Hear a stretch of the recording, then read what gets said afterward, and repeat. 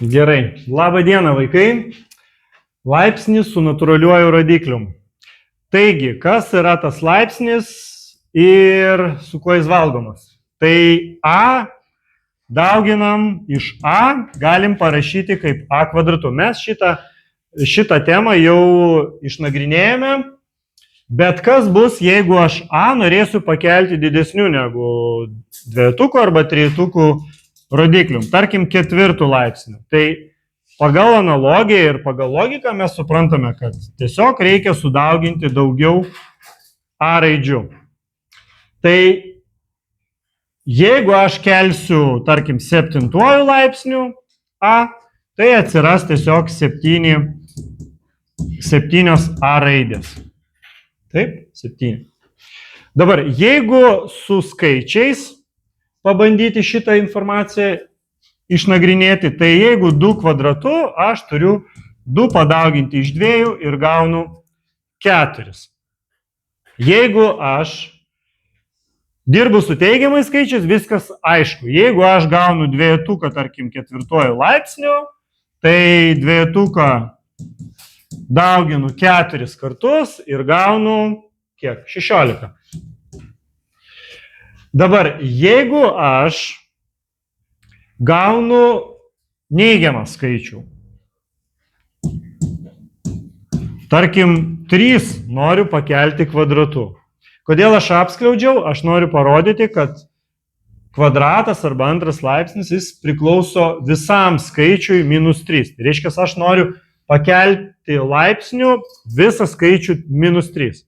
Tai aš dauginu -3 iš -3 ir gaunu +9. Kodėl? Todėl, kad minusas iš minuso, kaip mes jau žinome, yra pliusas.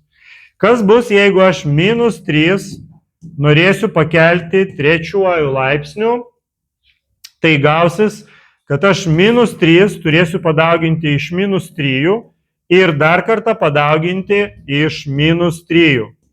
Šiuo atveju, jeigu padauginsiu, aš jau žinau, koks atsakymas, +9. O jeigu +9 dabar dauginsiu iš -3, turiu gauti minusinį atsakymą, -27. Kas atsitinka, jeigu mes keliame laipsnių be skliausto? Kas atsitiks, jeigu kelsime laipsnių be skliausto? Jeigu, tarkim, aš norėsiu pakelti -2 kvadratu, bet skliausto nėra, kaip šiuo atveju yra skliaustas, aš dauginu -3 iš -3.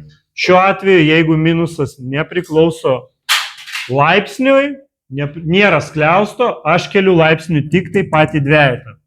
Tai aš turėčiau tai parašyti kaip -2 kart 2.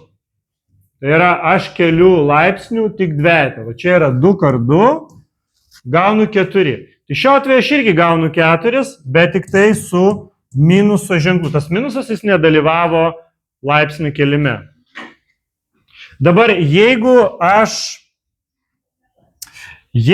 noriu pakelti labai didelių laipsnių, tarkim 7, dažniausiai tokie uždaviniai, jie sprendžiami, tikslas šitokio uždavinio neišspręsti uždavinį patį, o sužinoti, koks yra atsakymo ženklas. Tai yra teigiamas arba neigiamas. Dažniausiai toks tikslas uždavinio.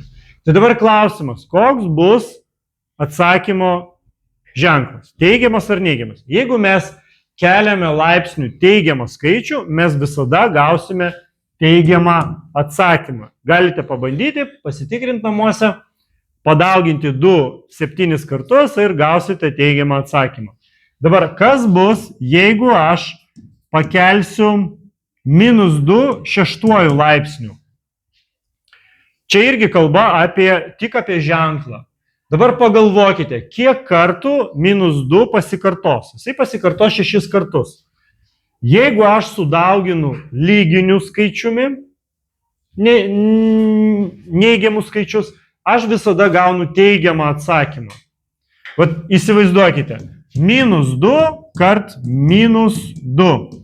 Aš gaunu 4, +4. Visi tą sutinka.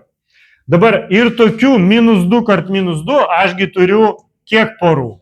3 poras turiu.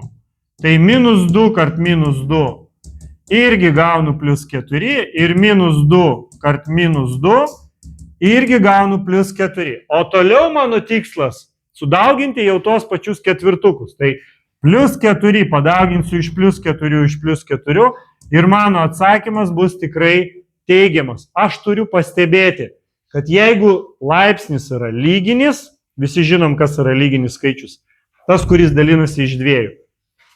Jeigu laipsnis lyginis, tai nesvarbu, kokį skaičių aš dauginsiu, kelsiu to laipsniu. Teigiama ar neigiama, atsakymas visada teigiamas.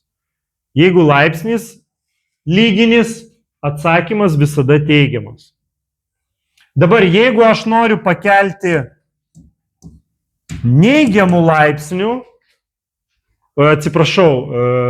nelyginių laipsnių neigiamą skaičių, tai mano atsakymas visada bus neigiamas. Mes jau skaičiavome, prieš tai kitoje lentoje buvo parašyta minus 3 trečiojų laipsnių buvo minus 27.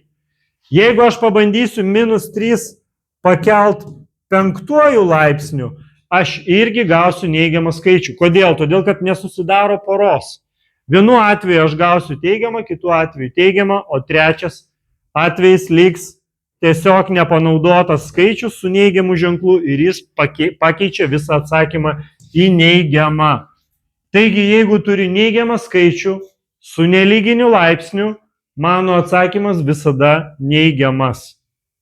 Mes apie tai dar pakartosim, dar spręsim nemažai uždavinių, bet pamatysite. Jeigu neigiamas skaičius, nelyginiu laipsniu, atsakymas visada neigiamas. Dar vienas atvejis, kas bus, jeigu aš turiu štai tokį skaičių ir, tarkim, 10 laipsnių.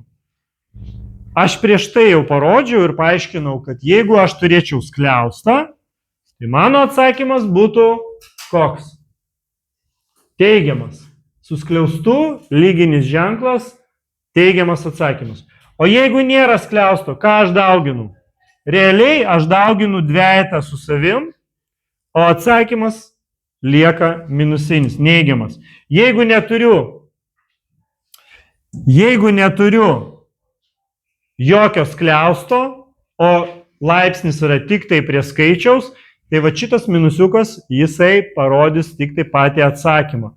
Dabar kas bus, jeigu aš turiu minus 3 7 laipsnių? Irgi nelyginis laipsnis. Taigi aš matau teigiamą skaičių 3, kelių laipsnių, nesvarbu kokių laipsnių keldamas teigiamą skaičių, aš gaunu atsakymą plus. Bet dėl to, kad va šitas minusiukas man trukdo, jisai yra už borto, tai jisai ir parodo mano atsakymą. Jis ir bus mano atsakymas neigiamas. Ar yra klausimų? Čia visi atvejai, kurie galėjo būti, visus parodžiau. Klausimas. Ne? Klausimas. O tai tipo, jeigu, kaip čia pasakyti, aš, kad ir 7 laipsnių iš minus 3 tipo skliaustas ir tipo kelčiau. Va. Jo, aš gaučiau vis tiek minusinį. Taip. O jeigu aš nebūtų skliaustas, aš tipo vis tiek minusinį gaučiau? Vis tiek minusinis. Ai, nes tai reiškia. Čia skirtumas, ne? Tipo. Pas mus yra 3 atvejai, kai skaičius yra teigiamas ir laipsnis yra lyginis. Atsakymas teigiamas. Kai skaičius yra teigiamas, laipsnis yra nelyginis. Atsakymas yra teigiamas. Kai skaičius yra neigiamas, laipsnis yra lyginis. Atsakymas teigiamas. Kai skaičius yra neigiamas, laipsnis yra nelyginis. Yra neigiamas. Vat šitą galite visi netgi užsirašyti, bus visi įmanomi variantai. Ir paskutinis variantas, kai mes turime skaičių liktai ir neigiamą, bet jis ne visas keliamas laipsnių, o tik tai pats skaičius be ženklo. Tai šiuo atveju atsakymas neigiamas. Ir jeigu aš turiu skaičių ne skliaustuose, o tik patį skaičių su nelyginiu laipsniu, vis tiek atsakymas neigiamas. Taigi 6 variantai, kurie gali būti ir kitaip būti negali. Okay. Dar turit klausimų? Tai tada ačiū.